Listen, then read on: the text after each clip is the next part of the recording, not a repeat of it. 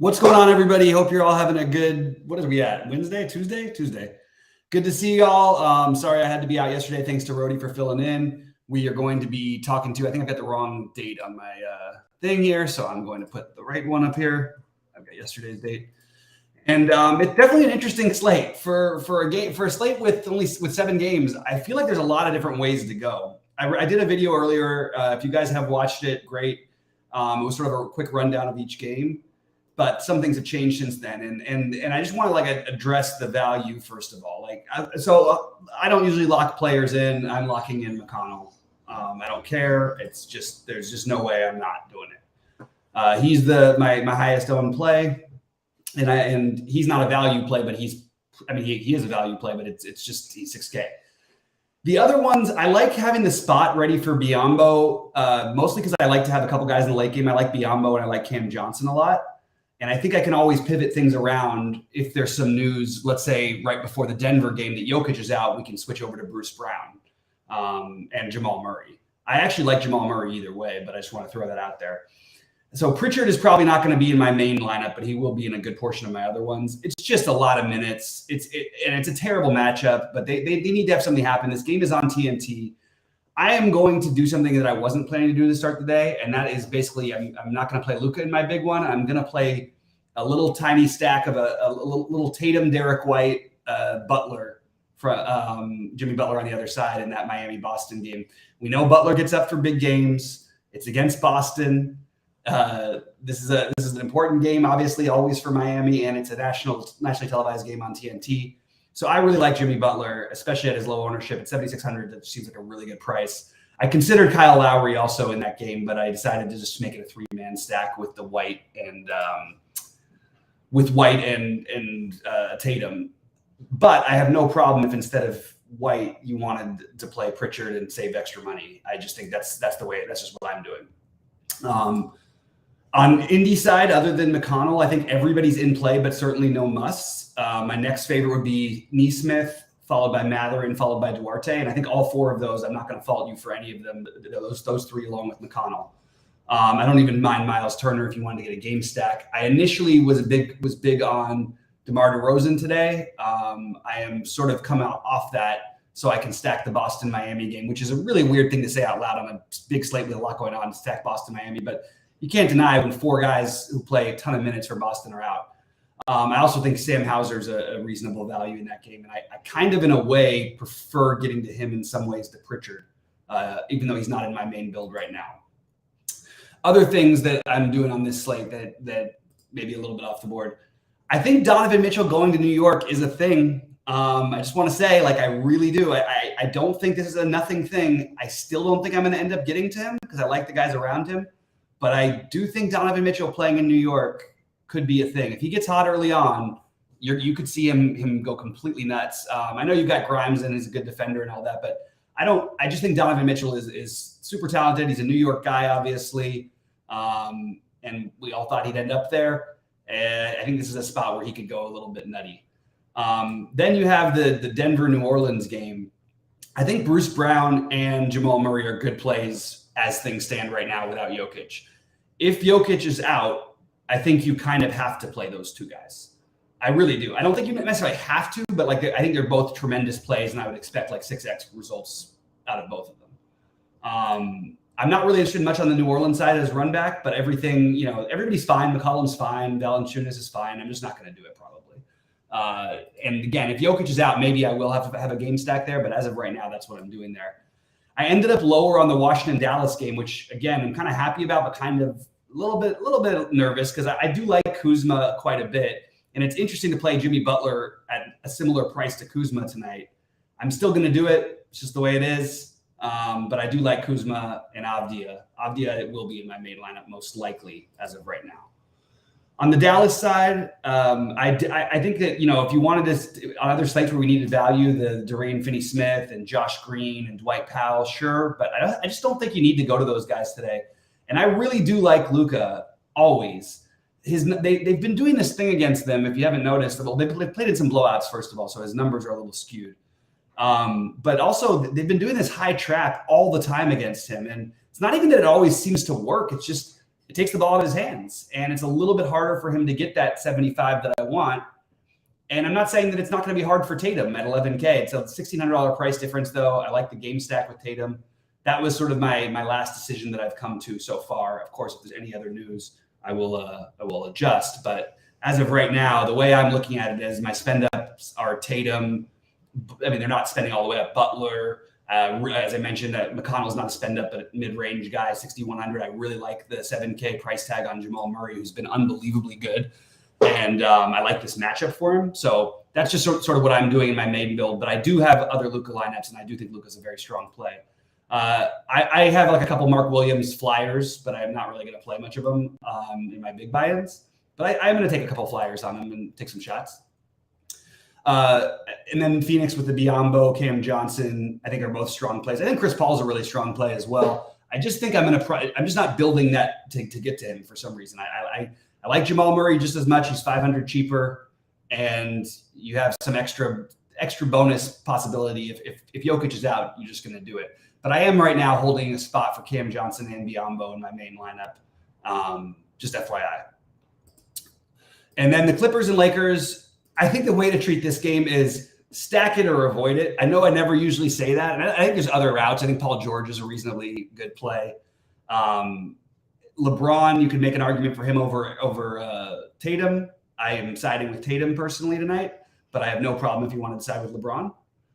And I'm not really getting too much else on the Lakers. I think that Pat Beverly's in like one of my lineups that has like a little stack in it, but mostly other than that, I'm off the Lakers. So that's what I'm doing. I'm going to jump into chat now and see what you guys said, and drop in questions and thoughts and all that. We have no sheets this week, so it's going to be us figuring it out together. As Rody says, hit the like button. And make sure you're subscribing if you don't already so you get alerted when we come live. What's up to Joe? What's up to K9? Joe says he had the nuts Jalen Green, Easton Sengun last night, but Brandon Clark killed him. Sorry to hear it. I actually didn't end up even playing yesterday. I had a family emergency thing I had to attend to, but it sounds like you had a lot of the right pieces. It's always rough. Yeah, I hear you, Joe. Gonna fade Luka and regret it. That's me. Butler has a new haircut. They got the new haircut narrative. I always like that one. I'm into it. Do you think Denver would be favored more if Jokic was in it? I think Denver is favored exactly what they would be if Jokic was in it. If I had to guess, that line looks like they think Jokic is going to play.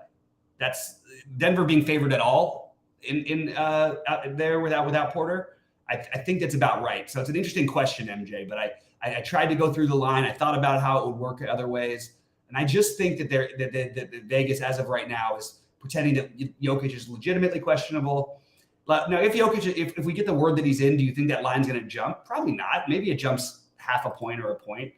But I think personally, I'm treating the line as if these are two real. New Orleans is a good team. This is not like a nothing team that they're playing, and it is New Orleans, so giving them a little edge there.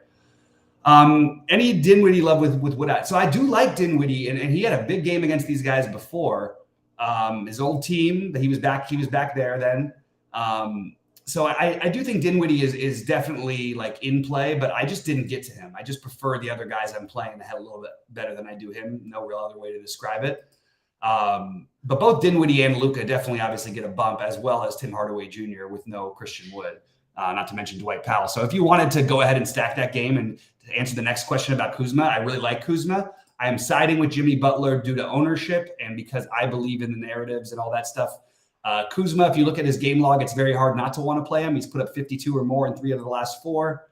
You have no Porzingis, obviously. That's a bump for him.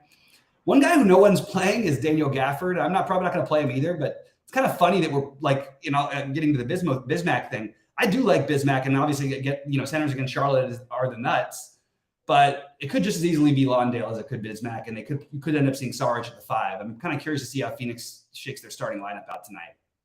But I do think that's kind of funny that we're playing Bismack at such, he's going to have high ownership, and yet no one's going to play Gafford, who's only 700 more. And we know Gafford at least is their starting center, and there's no Porzingis, which gives him a little more security. And he's against a team that you can beat up on the boards. The problem is you can also go small against them, and they can use Taj Gibson in an annoying way to frustrate us. But I just think it's kind of funny when you think about it that way, that maybe there's some argument that if I was max entering tonight, I would probably have like a good percentage of Gafford as a flyer, because I think a double-double is very, very possible in this matchup. Sims getting 30 minutes tonight. I can't promise that Sims is going to get 30 minutes tonight. We know with the Knicks, all of the other starters are going to get minutes, right? Sims did play 33 in the last game. Before that, played 28 and 20. I think Jericho Sims is fine. He can be incredibly aggravating. You might see him play like 10 minutes without scoring a fantasy point. That does happen with him, more than you think. Randall controls most of the boards. So I am not on Sims, but I don't mind it. It's just not for me personally. I do think Randall's an interesting play. I didn't end up getting to him, but I think at 10K is completely reasonable. Another guy who's just been putting up monster games every night. Only had a couple of, and they're not even duds. Like his duds are like 42s. You know what I mean? He's a pretty solid guy, and it's a tough matchup though. So I don't know that this is the time I'll be utilizing a guy like Julius Randle. Just going through things as I go. I hit the like button, but no sound on. There's no sound. That's interesting. You guys can hear me, right?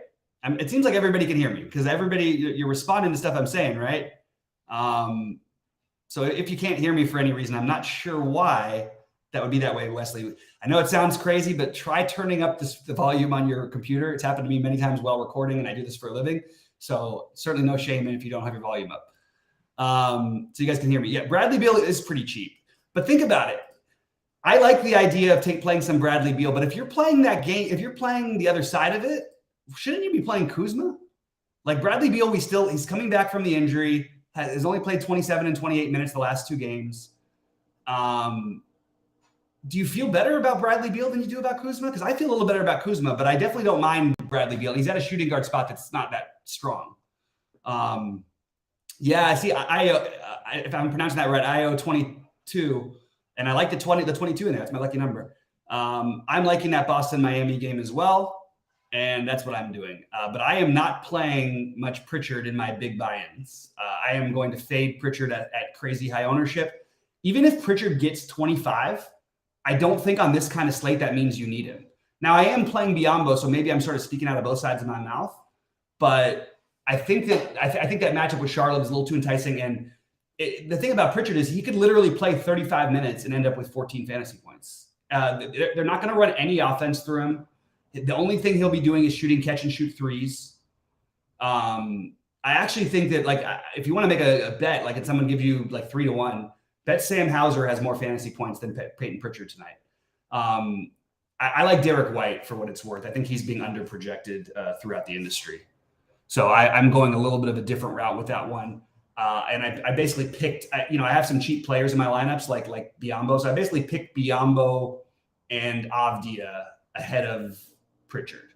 That's where I'm at. But I have I'm not going to fault you for playing a guy who's 3,700, starting at point guard, playing 30 plus minutes for a competitive team. I'm just going to say I don't necessarily think it's some sort of automatic lock. If you're playing cash, it's a lock. It's not an automatic tournament lock at all. What else is there to address? We went through everything pretty quickly, so keep popping in some questions and some thoughts. Seems like mostly a lot of us are on the same page because all the guys that are mentioned, I definitely considered strongly tonight. I just have gone a little bit of a different route. Jericho Sims versus a guy like Pritchard is an interesting thing. One thing about Sims tonight that makes it him even a little bit more interesting is that the size that they have. So it does make you think he might play more minutes because you kind of have to match up two bigs. The only problem with that logic is that Obi Toppin could steal some of those minutes and technically be a pseudo other big. And Isaiah Hartenstein will play his 14 to 18 minutes like he always does. But Obi Toppin could throw a little chink in that and play 16 or 18 minutes or something like that and be just enough to be frustrating to if you roster Sims. I'm not suggesting to play Toppin. I'm just saying that's what went through my process of why I didn't want to do it. Yeah, I hear you. I'm not as high on Bam, but I definitely don't mind him. I'm a little high. I am high on Butler. Pacers other than McConnell, I went through them, but I'll go through them again because I think it's something you kind of have to get right tonight. McConnell's the only one in my main lineup. They're projected to play. Is that right? 1, 2, 3, 4, 5, 6, 7, 8, 9, 10, 11. So they're projected to play 11 guys tonight. Just keep that in mind. They don't tend to let Mathurin play like 50 minutes. He's going to play probably, I don't know, I'm going to guess 30 to 32. Neesmith will play 28-ish. Duarte will play somewhere between 24 and 30. McConnell should be pretty locked in for his minutes. But I have him ranked McConnell 1, Mathurin 2. This is for tournaments. Neesmith 3, Duarte 4. And then I think Miles Turner and Buddy Hield are good large field plays. Buddy Hield is probably getting a little too I probably overlooked him a little bit more than I should have. But I think he's being a little over projected, and especially his ownership, his projection is, I think I got him at 25%. I don't see that as being realistic.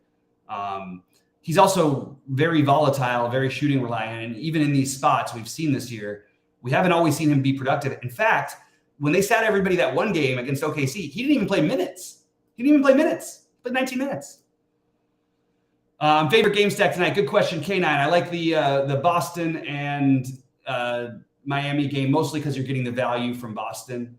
And I don't think you even need to go more than 4 in a stack. Just Butler and Bam is a big allocation for salary. You throw in either Pritchard or Derek White, maybe Sam Hauser, maybe Kyle Lowry or Bam. I think all of those are reasonable things to do. I'm just mostly sticking to the 3-man game stack, but it is allocating a lot of my salary to that particular game. My next favorites would be the Indy Chicago. And then depending on what happens with Jokic, it might turn into Denver, New Orleans. And I don't mind the Lakers and Clippers at all. If you wanted to go that route, it's just not what I'm doing. All right, getting through all the questions. Got 36 people watching. Hey guys, hit the like button. Keep all that stuff. We're doing all this stuff for free. This part of the thing for free. So I wanted to show you guys that. I also want to talk real quickly. I do think you guys should go to m.bettertakes.com. Or just go to Better Takes on your phone in the App Store and check it out. It's an awesome bet tracking app that we basically very shortly will be able to download your entire history from any if you bet from any site consistently. As long as we get the file, you can just download your stuff and it'll have your immediate history, all your biases, every division that you're successful in, everything like that. It's broken me down. I've broken it down with really well with it. I'm up to, I think over the last 2 years, like almost 26%. No, is that right? Sorry, that's before the VIG. So because of some of the sites I bet on, close to like 18 to 20% ROI in NBA, which is just an absurd number. I can't say that I can duplicate it all the time, but it's done really well by helping me steer towards the games that I wanted to steer towards. And what I learned about myself is that I'm very, very, very good with the over-unders, especially I'm very, very good with the West Coast teams. Anybody in the Western Division, I'm good in the East ones. It's like the ROI like quadruples when I go to the Western Conference. Any CP3, I think he's fine, as I mentioned earlier, but I'm not playing him personally, no. He's totally, I think, a good play. I just didn't get to him. If you want to play him, I support it 100%. Just one of those slates where there's a ton of good plays, and I didn't end up getting him into my builds. J-Val, if Jokic is out, no. I don't think that's a boost in any way to Joe-Val, personally. I think you could argue better that if the Joker's in, I think that you could argue that that's a better spot for Joe-Val. I mean, if we go through this all the time with Valanciunas, and I just want to say, like on big slates where there's a lot of other things standing out, he will get overlooked and he will have some big games. But the guy still has played 30 minutes twice in 2 months. He's played 30 minutes exactly 2 times. I just can't roster the guys like that on these kind of slates where there's so much juicy stuff going on. Now, could I maybe play him?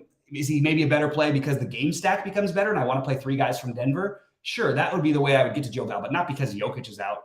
No, that's not. I actually think that the argument is that he would play more if Jokic played personally, potentially. Do I like Robert Williams? No. Is Ayton out? Yes. Jimmy Butler is out? Are you kidding me? Is that right? Oh my God. Well, back to the drawing board. Let's see what that's going to do for us if that's in fact the case. Wow. Is that the case? Can we confirm it, guys? I don't have Jimmy Butler out. I'm going to do a quick Twitter search here because that is going to change my build, obviously.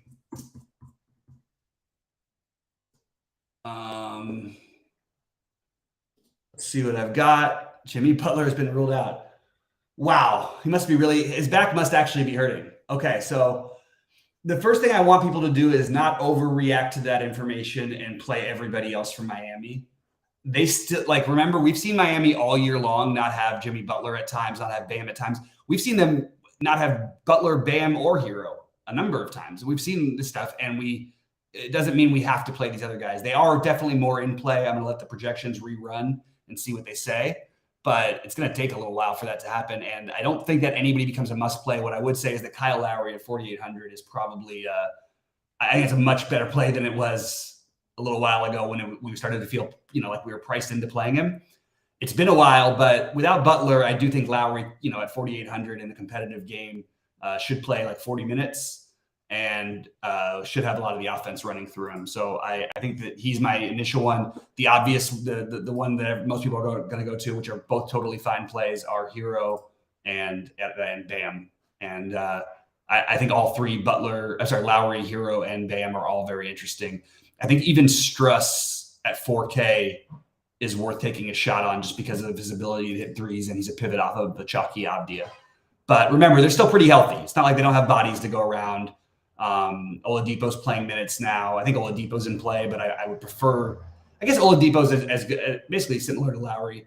Oladipo, Lowry, Hero, and Bam are going to be the main guys. And my favorite's probably going to be siding with the cheaper ones, but I certainly am not going to argue against getting Bam or Hero in there. I have a feeling Bam is going to project really, really, really well. And while we know Robert Williams is a really good defensive player and everything, it's more of a help side defender, so it doesn't worry me as much. But that is going to change the builds. Thanks for that, Kobe, by the way, for getting it to us right away, because it gives us a little bit more time here to figure out what we want to do. But I think that's going to be the thing. I don't think you need to overreact and play all these guys. I think that all of them are interesting, good plays in their own right. But I don't think that you need to play them. It is kind of interesting that we have a TNT game where basically everybody's sitting. We don't get that very often, especially between these two teams. As of right now, we're assuming that Jokic is playing. He might, if he's out, you're going to have to adjust. I can't help you with that.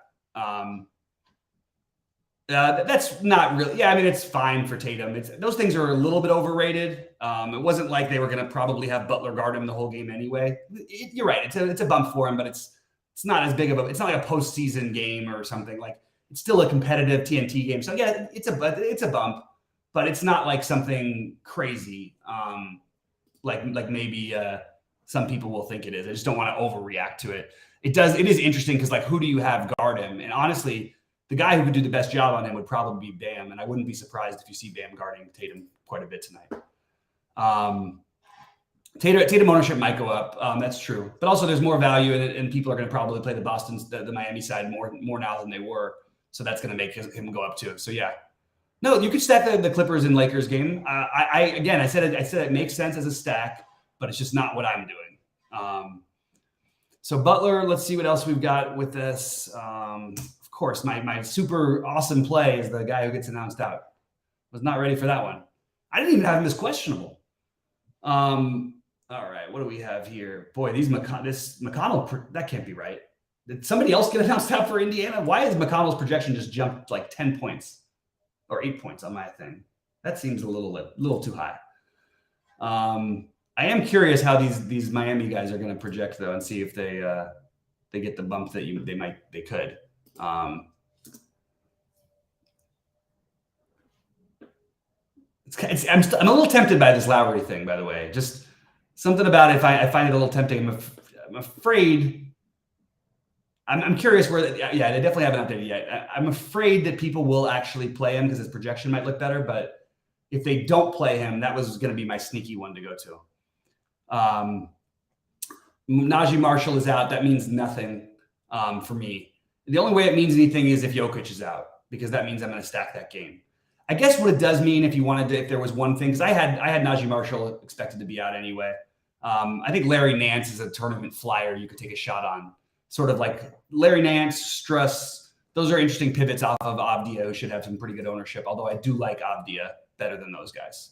But Larry Nance certainly could get some run here. And I do think Najee Marshall being out helps him a little bit more. Even he put up 36 in the last game. So Larry Nance is probably your answer as who it helps the most. I mean, you can say Herb Jones is fine. That game, everybody's so just like fine, middle of the road, that maybe if we get any Jokic news, maybe we stack that game up with the obvious plays will be the Brown Murray, but maybe getting Gordon in there as well, if no Jokic, and then running it back with either McCollum or Joe Val, probably McCollum, and then play one of Nance, Herbert Jones, or Trey Murphy. I would prefer it in that order: Nance, Herbert Jones, then Trey Murphy, because that game would just seem like a fun one to stack. It's going to be a great blistering pace anyway, so you're going to have opportunities if you get the right pieces of it. Nembhard out. We knew that a while ago, so that doesn't change anything. Nembhard was announced out, I believe, like an hour and a half ago. So that's nothing new for me. It is weird though, with what McConnell's projection jumped from 38 on my thing to 45. Huh. I still love McConnell, so it doesn't matter anyway. I play him at 30. I played him at a 35 point projection today. I just think that he's a really, really good play. All right, guys, any other questions before I get out of here? I'm still just waiting on the Miami stuff to update. As I expect, it will drive people to Hero and Bam. And I think some people will take some shots with the cheap Kyle Lowry. I also think Struss is going to jump. Yeah, here it is. Struss has jumped up. Lowry jumped up.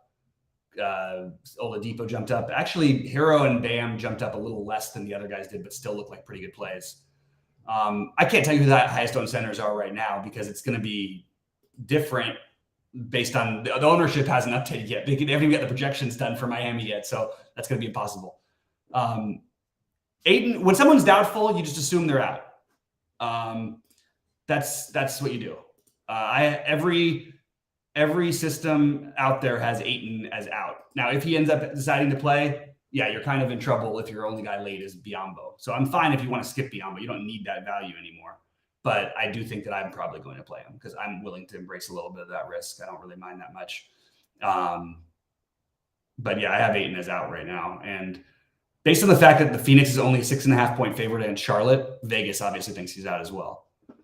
I don't know about Oladipo season. I'm not co-signing that one. I think he's okay. There's a lot of ways that game could go. And they still have guys who can score, Hero, Bam, Lowry, and Oladipo's fine. I just don't think it's like an automatic play. I think that you're deciding, I think Oladipo, Lowry is a really close decision. And I think that Bam and Hero are obviously at different price points, but I think are really, really valuable now. It's really hard to analyze the center's ownership though. So these are going to be false. The highest owned center, like LeBron James's ownership keeps jumping, but that's because the value keeps opening up. So that's natural. But you've got, funny thing is Gafford went from, I had him earlier in the day. He was like 2%. Now he's at 13%. And that was after Porzingis was out. So that's kind of a little weird. Miles Turner, people aren't playing Jokic that much. They're kind of scared about like playing him. And I'm starting to think to myself, I might just go ahead and play Jokic and save myself a little bit of the worry, assuming that he plays. So that's all I can do with the information right now. But as I was mentioning with Bam, and by the way, I don't want to give away all the ownership things on here. If you're a member of our site, you can go see the ownerships. You can jump right over there. So I'm not here to try to give away information that we're charging people for. I'll give rough numbers and things like that, but I'm not gonna. And I'll talk about some specific plays. I just don't want to like recite who's being projected to be owned the most to people who can check out. Yeah, Duarte's fine. I think that there's high variance with that play, but there's high variance with most of these plays. The different, like Duarte has like obviously a much wider range of outcomes than Peyton Pritchard, but at least can do things where if he has a really good game, he might get like 40, where it would take a lot for Peyton Pritchard to get to like 40 or something like that. I just think it would take a kind of a miracle, to be honest. So that's where I'm at. I got to go finish my builds, guys. So I have to get out of here. I do appreciate all you guys tuning in. I will be in Discord if you want to ask some questions in there and tag me. Just try to do it as soon as possible or as much before. So if you ask me 5 minutes before lock, it's going to be very, very hard unless it's about later games. In that case, I'll try to get to it after. I'm really bummed about the Butler news, just like my man IO22 over here. So good luck to everybody. Let's kill it tonight. Let's make some money, and I'll be in Discord all night answering any questions. So good luck.